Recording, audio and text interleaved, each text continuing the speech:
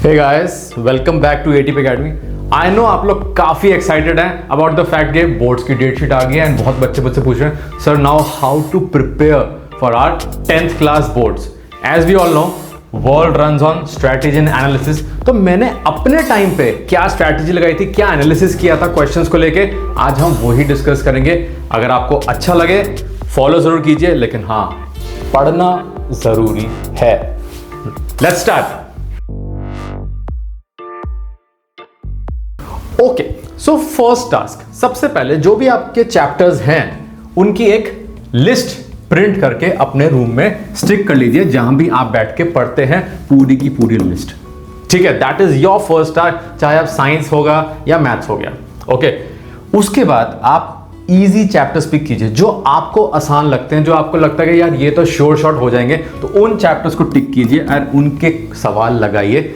Science है तो उसकी थ्योरी आप पढ़ लीजिए, चाहे आपके नोट्स हो, एनसीईआरटी हो, कोई वन शॉट वीडियो हो, पढ़ना जरूरी है। उसके बाद उसके क्वेश्चन आंसर्स लगाइए। First of all NCERT is a must, examples of maths book very important. ठीक है, छोटे छोटे टारगेट बनाइए, ऐसे नहीं कि यार 15 दिन में अब हम ये करेंगे, नहीं 2 दिन में, अगले 2 दिन में मैं क्या करूंगा या 2 दिन में मैं क्या करूंगी।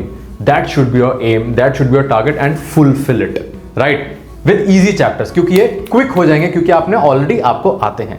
नेक्स्ट टास्क आपका क्या होगा, you have to pick those chapters जो आपने कभी टच ही नहीं किए। जैसे मेरे टाइम पे कुछ चैप्टर्स थे जो मुझे थोड़े मुश्किल लगते थे, और बच्चों की टेंडेंसी होती है कि यार जो चीज़ मुश्किल लगती है ना वो छोड़ देते हैं। बच्चों की क्या, हर इंसान की टेंडेंसी है। ठीक है, ऐसा नहीं करना। You have to pick those chapters जो या तो आपने टच ही नहीं करा है या आपको मुश्किल लगते हैं। उसके लिए थोड़ा सा टाइमलाइन बढ़ जाएगा राइट। तो first of all your this book is very important, इसके नोट्स आर वेरी इंपॉर्टेंट, चाहे आपकी स्कूल की टीचर्स ने दियो, ट्यूशन टीचर ने दियो, जिन्होंने भी दियो, दीज आर वेरी इंपॉर्टेंट। उसके बाद आपके आते हैं क्वेश्चंस।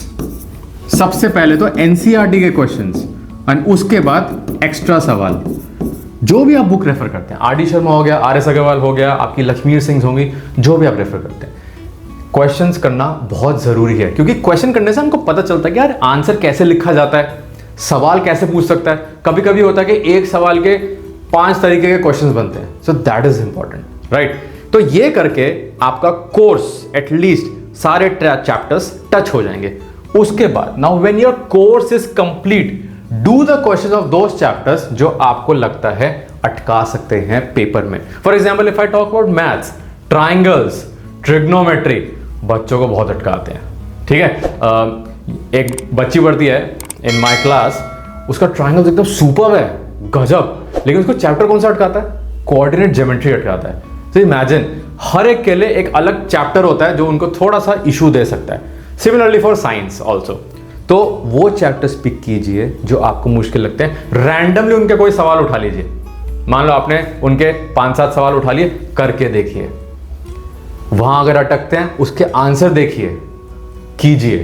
ठीक है, so this is the part of analysis. पहले हमने स्ट्रेटेजाइज कर लिया कि हमको थोड़ी ड्यूरेशन के लिए इजी वाले चैप्टर्स फटाफट निपटा लेना है, थोड़ी लॉन्ग ड्यूरेशन के लिए हमको जो टच नहीं किया है, जो मुश्किल चैप्टर्स हैं वो करने हैं। उसके बाद now this is your analysis part कि अब ये चैप्टर यार मुझे पेपर में अटका सकता है, ये क्वेश्चन गड़बड़ हो सकता है, तो मैं वही चैप्टर के जरा 5, 8, 10 सवाल लगाऊंगा और देखूंगा या देखूंगी कि अब ये ठीक हो रहा है। ठीक है, then you can jump to your next one right. जब आपका पूरा का पूरा ये सारा सिचुएशन हो जाए, नाउ एंड में it is time to do sample papers and previous year questions. ये तो बहुत जरूरी है।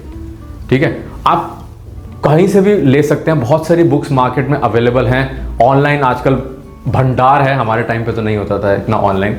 ठीक है, तो सैंपल पेपर्स आर मस्ट। इससे ना बच्चों को कॉन्फिडेंस मिलता है। आप देखो, इवन आप कॉलेज जाएंगे, इंटरव्यूज होते हैं, नौकरी जाएंगे, उसमें प्रमोशन के लिए इंटरव्यूज होते हैं, एग्जाम्स होते हैं, प्रिपरेशन कर लिया आपने, अब हाउ टू टेस्ट कि आपको कितना आता है, कितना आप थोड़ा सा लैग कर रहे हैं। Sample papers are very very important, और करके चेक करवाइए अपनी टीचर से, डेफिनेटली उसको चेक करवाइए, क्योंकि एनालिसिस जो मैं बात कर रहा था, analysis, this is very important. जैसे उस बच्ची ने एनालाइज किया कि उसका कोऑर्डिनेट ज्योमेट्री में थोड़ा इशू है, तो she is practising that chapter, triangles was sorted, that was the issue, that is the analysis part, that is very important. बहुत बच्चे एनालिसिस ही नहीं करते कि यार चलो ठीक है हवा में चल रहा है काम, नहीं, आपको एनालिसिस करना, because as I told you पूरी दुनिया डेटा एनालिसिस चल रही है, तो हम क्यों ना करें, ठीक है, ये बहुत जरूरी है। तो इस तरीके से अगर आप ये स्ट्रैटेजाइज करके एनालिसिस करके अपना कोर्स करेंगे, थिंग्स आर वेरी इजी, आराम से बहुत स्मूथली आप सेल कर जाएंगे। लगभग 2 महीने बाद आपके बोर्ड एग्जाम्स है and the date sheet is pretty good, छुट्टियां काफी हैं आपको, थोड़ा सा मुझे लगा एसएसटी में थोड़ी ज्यादा हो सकती थी, बट इट्स ओके, राइट।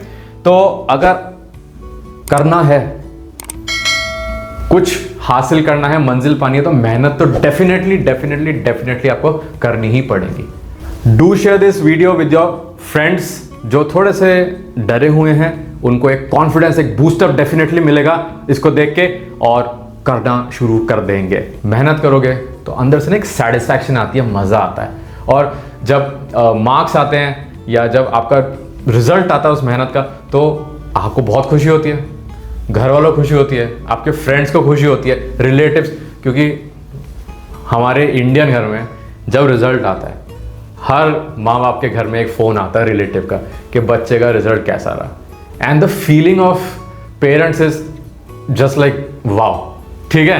तो thank you so much for seeing this, और अगर आप मेरे साथ हैं तो अपना हाथ रेज कीजिए, क्योंकि I know you can definitely do it. All the best for your exams. Till then, take care. Study well. Thank you.